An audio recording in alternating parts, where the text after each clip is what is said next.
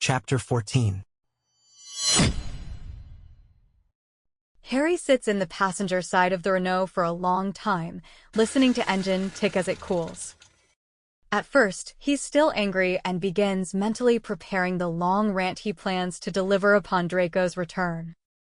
But an hour passes and still Draco doesn't reappear, and soon Harry's anger melts into regret as he replays the argument. Draco had been irritable and snappish right from the start, but so had Harry. It could have been a simple miscommunication. "Oh, I'm not angry with you," Draco could have said.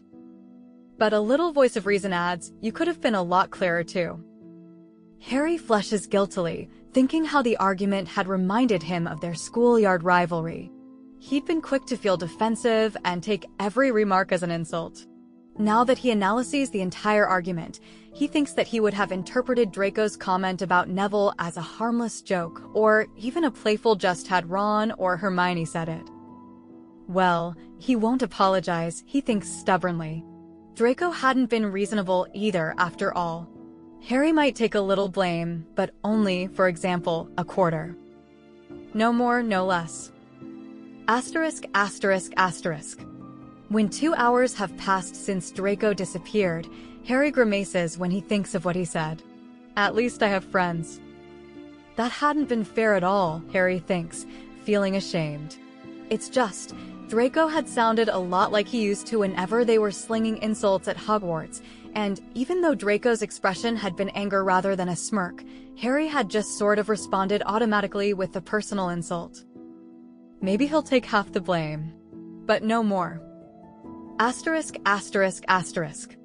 When 3 hours have passed since Draco disappeared, Harry thinks he'll accept all the blame. He sits in the driver's seat and places his hands on the wheel. He stares unseeingly at the road atlas. He leaves the car and paces restlessly around it. "Come back and I'll apologize," he thinks desperately.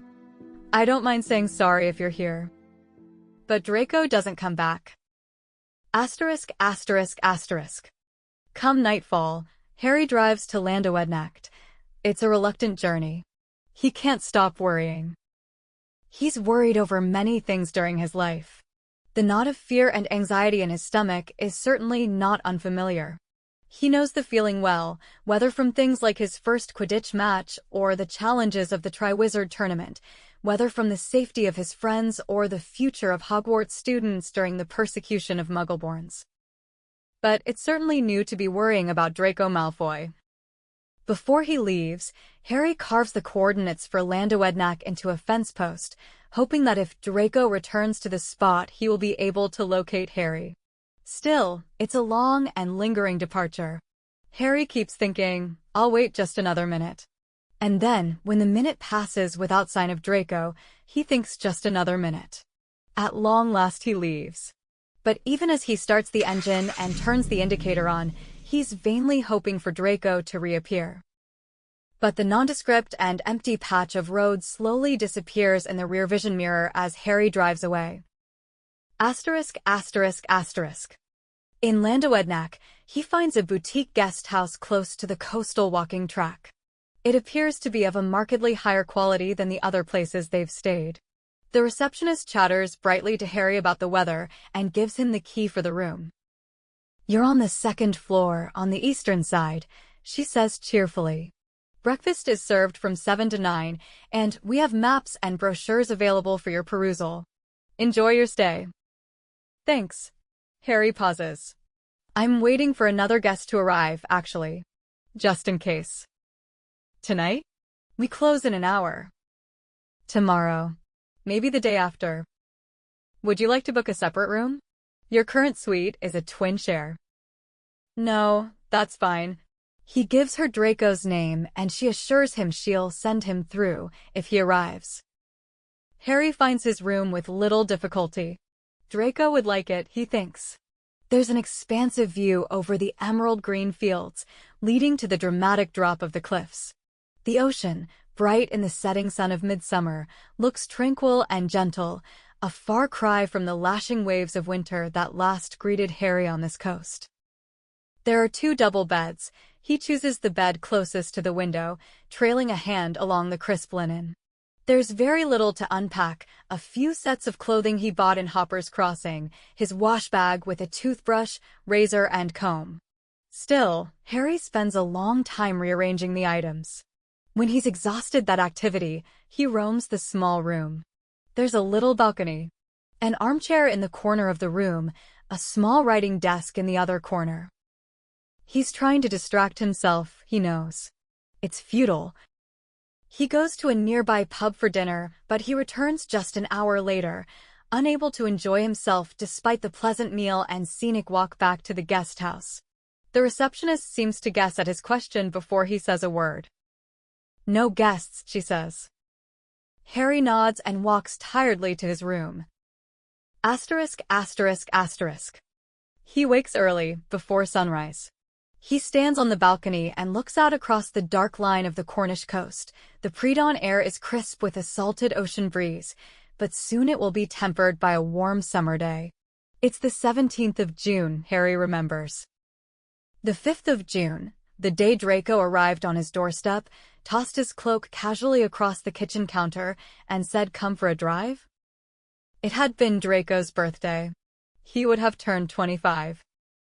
In the east, over the dark cliffs and the summer-soothed sea, the sky lightens. Just a little. Asterisk, asterisk, asterisk. Harry spends the morning walking along the coastal track. It's not the same, he thinks. He liked it better during his earlier visits. When the winter winds howled through the crumbling cliff edges, when the waves lashed across craggy rocks, when the sea sung a fierce song to a crescent moon. Now, the land is bright and green, the sea sparkling beneath the light of summer. The abandoned holiday houses are filled once more with sunburnt faces and laughing voices. As Harry follows the meandering track, he passes by at least 3 couples, a young family, and an elderly man with an equally elderly terrier. Harry turns his face to the cloudless blue sky. He wishes it was winter again. Or maybe he wishes it was night. Or maybe he wishes it was 3 o'clock in the morning, and if he looks to his left he'll see Draco there. "I wanted to see where the land ended," Draco will say. Harry drops his gaze from the sky and looks west, to the Celtic Sea.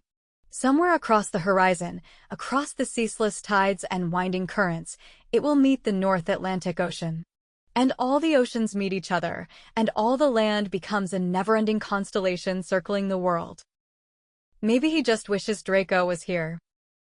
Asterisk, asterisk, asterisk. Harry has responsibilities. Things he left behind. People waiting for him. He doesn't want Hermione or Ron to worry, of course, and he wants to send them another owl, let them know he's all right. But he finds himself caring very little about everything else. That night, he stands on the little balcony and rests his hands on the wrought iron railing, just to feel something solid. As if he's trying to ground himself, as if electricity is pouring through him. He's not really sure he wants to be an Auror anymore. He always wanted to, back when he was 16 and coded the world according to simple dualities. Good or bad, black or white, better or worse. But of course, there's no dualities. Just degrees of difference. It's a shame it took him so long to learn that. Asterisk, asterisk, asterisk. Another early start the next day. He wakes up just after sunrise. It's still another hour before breakfast is served, and he whiles away the time gazing out across the cliffs. It's all he ever seems to do, stand on a balcony and stare at the world. Trains and cliffs and lights and oceans. He goes downstairs at 7 and takes an hour to eat breakfast. His appetite seems to have vanished. He wonders if he should go back home, but there is no home. The apartment is nothing more than a box in the sky. Hogwarts, his first home, his real childhood home, is forever gone, accessible only by memory. It's home to 1,000 other children now, and it's a bittersweet thought. And everywhere else in his life he's merely been a visitor, a stranger. He may have lived with the Dursleys for 17 years, but it was never home. He may have considered the Burrow his home too, but the people have long gone, Ginny always traveling, the rest all moved out or married, and the rooms are empty. He doesn't belong anywhere. Except maybe in a Renault Megane, burning down the M27 at midnight, tracing the lines of relationships across the land. Asterisk, asterisk, asterisk. In the evening, Harry drives. Or maybe he's not driving, maybe he's searching. For Draco, for a memory, for a state of mind, for home, for anywhere and everywhere. He drives the long and winding country roads, past fields still tipped with sunlight in the late sunset of summer. The coast disappears behind him, the wind-blown cliffs giving way to open grassland. Harry can see the bright light of the sun in his rearview mirror, a brilliant and final spark of defiance streaming across the horizon. Soon, the bright sunset has faded to little more than a fingerprint of pale purple, a soft bruise across the sky. In the south, the moon is a pale ghost in the faint light of dusk, and the first stars appear. That's what Harry always missed when he lived in London. The smog-thick night never gave him a sky full of stars. He returns to Llandywednach, driving through the narrow streets. Past the church with the kissing gate, the small cottages, the bridge crossing a small inlet. The guest house, a restored country estate, sits at the end of a meandering lane, set against the backdrop of the Cornish coast. Although the night is still young, most of the windows are dark. The other guests will already be asleep, preparing for early beach walks and trips to the nearby coves. Harry parks the Renault and makes his way past the reception, up the 2 flights of stairs, and to his empty room. Asterisk, asterisk, asterisk.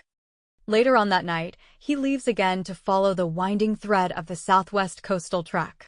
The sun has long set, the smiling couples and elderly dog walkers have long since retreated to their cozy beds and distant dreams.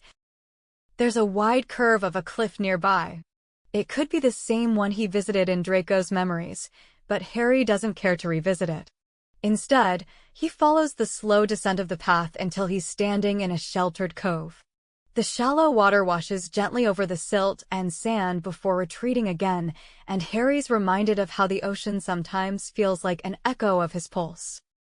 He takes off his shoes and lets the waves wash over his feet. Further out, the waves curl until they crest and crash, rushing inland until nothing more than a rippled tide reaches Harry. He should go home, he thinks. Buy a new apartment. Buy 100 apartments, it doesn't matter. They all look the same. Go and return to his Auror job. Arrest dark magic users. Greedy criminals, pure-blood zealots, desperate teenagers, people needing quick money. It doesn't matter. They all look the same. Before Draco, he knew exactly what he wanted. Maybe that's why he feels a little angry at Draco, Harry thinks. People can't just step into his life, change it, and step back out again. But past the anger, Harry thinks despairingly, is fear. It's terrifying to realize how much control Draco has over his life. With a handful of memories and a few conversations, he can change Harry's perspective. With a midnight road trip, he can make Harry feel amazingly alive. With a brief argument and a quick disapprobation, he can make Harry worry for days. The reception will be closed, Harry thinks. It doesn't matter. He'll disapprobate. As the moon reaches its zenith and begins its almost imperceptible descent, he vanishes with a faint pop. Asterisk, asterisk, asterisk. And when he appears in the middle of the guest house room, Draco is there. He's standing on the balcony, gazing out across the dark horizon of the Cornish coastline, but he turns to look at Harry after a moment. I'm sorry, Draco says. It's odd to remember, Harry thinks, how he used to be infuriated by Draco's arrogance at Hogwarts. That sheer refusal to apologize or admit wrong, or do anything vaguely resembling moral responsibility. That little ferret wouldn't apologize if his life depended on it, Ron had said once, and Harry had laughed. Seeing Draco Malfoy apologize, they had agreed, would be one of the most victorious moments in their lives. There's nothing about this moment that feels victorious. You left, Harry says. For days. The words drop into the air like heavy stones. I know. You left. Do you have any idea? Harry quickly cuts himself off, aware of the tremor beneath his voice. He's horrified at the idea of losing composure now, and he strides to the bedside table, searching blindly for the keycard, anything to focus on. Draco steps away from the balcony, crosses the room in a few swift strides, and holds out the Renault keycard. Is that what you're looking for? Harry reaches out to take the keycard, but before he realizes what's happening, Draco seized his hand and isn't letting go. I shouldn't have left, Draco says. Well, I shouldn't have insulted you, Harry mutters, distracted by the intensity of Draco's voice. Draco pulls him closer, just a little, and Harry wonders, his pulse suddenly picking up and rushing along like a crashing wave, if Draco will kiss him. But he doesn't. He just smiles faintly and says, "Is that an apology?" Yes, Harry says, but truth be told he's hardly paying attention to the conversation now.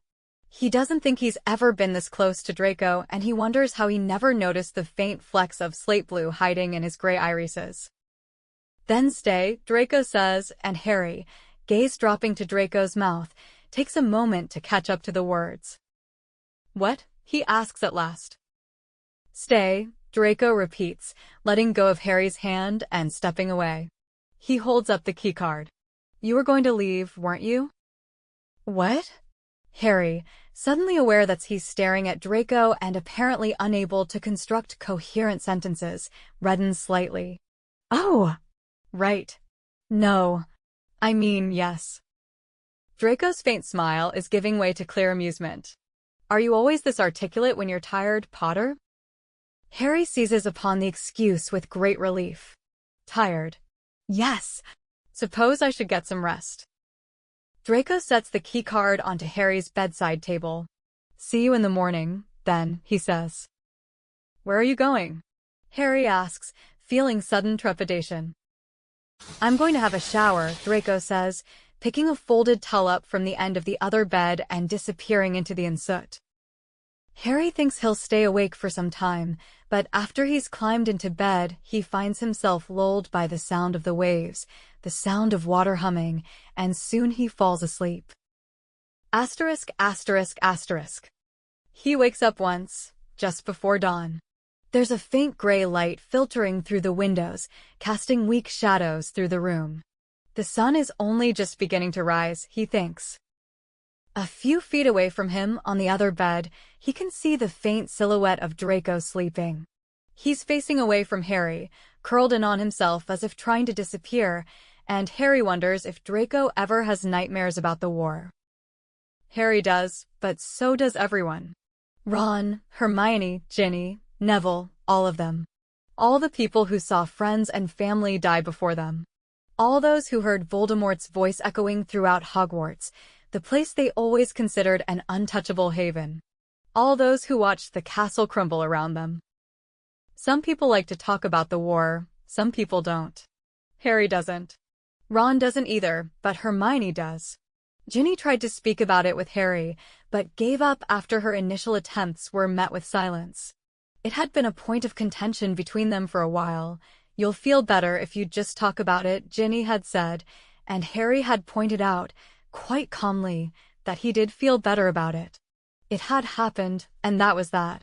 Yes, of course there were nightmares, but everybody has nightmares. Falling from heights, or being chased, or dying in unpleasant ways, it's all the same. Everyone fears something. You were always so terrified of failure.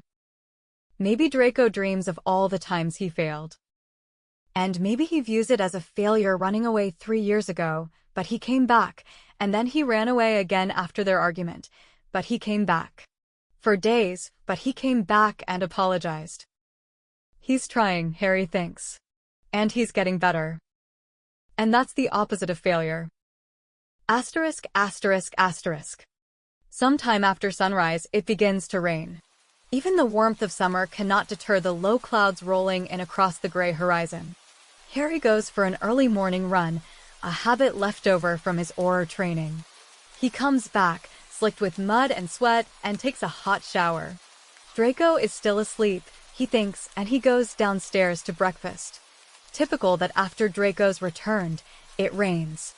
All this nice weather and all he did was walk moodily along cliffs and think of Draco, and now he's finally happy it's pouring. When he returns to the room, Draco is dressed and looking out the window, watching the raindrops race each other along the glass pane. Harry is strongly reminded of that day in the apartment when Draco first spoke to him. "It's a nice view, but this isn't you, is it, Potter? This is nothing. A concrete box in the sky. You need something grounded. Something real." Maybe the rain isn't so bad, Harry thinks. It reminds him of all those gray winter days and foggy mornings. All those nights driving with the ghost of Draco beside him. "We could go anywhere." "You didn't bring me tea," Draco observes, snapping Harry from his reverie. "Oh, was I supposed to?"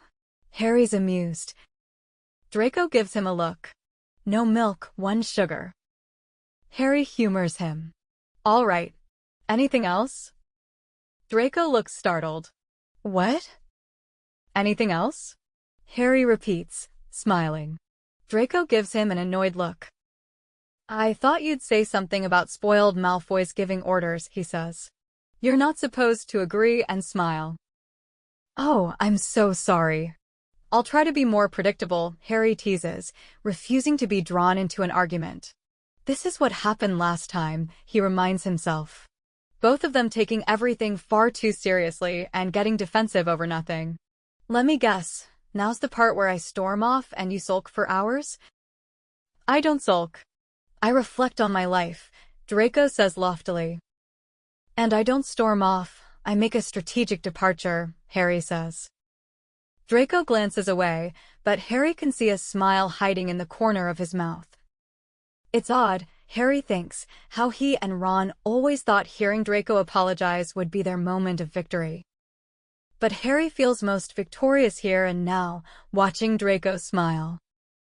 Asterisk, asterisk, asterisk. Draco's getting better. It's a strange thing to think, because Draco wasn't ever sick, Harry thinks. There were never any symptoms, never any illness. But he's getting better somehow. It's something about the way he watches the rain and tells Harry that every raindrop has a different diameter. Or the way he decides he wants a nice bottle of wine and drives for half an hour to Helston because he says all the local pubs only have watered-down bleach. And then he changes his mind anyway and chooses a bottle of 25-year Glenmorangie. "How much did that cost?" Harry asks as they're driving back to Llandaednach. "The exact price," Draco says, "of your ex-fiancée's engagement ring." Yes, Harry thinks. Draco is getting better.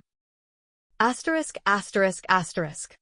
Later in the evening, Draco, lying across one of the beds, reads a well-thumbed book entitled Flowers for Algernon. Harry tilts his head and reads the blurb. "That sounds depressing," he observes. "And boring. Thank you, Potter, for that literary criticism. Why don't you run along and finish reading the top 10 female players article in Quidditch Weekly?" "I do read, you know." "That's a lie. I'm not counting magazines." "Well, or road atlases." "Fine, but..." "Or books that other people have left lying around, and you've picked them up, skimmed a few paragraphs, and put them back down again." Harry starts laughing. Draco drops the book and rolls over onto his back, looking up at Harry. "What's so funny?" he demands. Harry shakes his head, still laughing. "It's like you know me." "I know lots of things about you." Draco grins and Harry's heart seems to stutter for a second. It's an interesting angle, he thinks, him standing by the bed, Draco lying across it grinning up at him, and he's caught between disappointment and relief when Draco sits up and reaches for the book, setting it onto the bedside table. "Do you?" Harry asks vaguely, still a little distracted. "I know you're fond of standing on balconies, drinking neat whiskeys," Draco says, picking up the bottle of Glenmorangie next to the book. "Shall we?" Harry stares at him, all amusement forgotten. "But you could only see me when I was in your memories, or going through your possessions." "Near my possessions," I said. "And if I recall correctly, you used to carry my driver's license around sometimes. And my car keycard was frequently in your pocket." All those times, standing on the balcony and gazing at the world, and Draco was there with him. What else did you see then? Harry demands. Nothing much, really. You're quite boring. Stand around staring into space a lot. Same as you, Harry retorts. I suppose we have something in common then. Draco lifts one shoulder in a careless shrug. Fetch some glasses. What am I, the house elf? I'm not going. Yesterday, when I asked the receptionist if I could book in, she gave me a 30-minute dissertation on the local walking trails.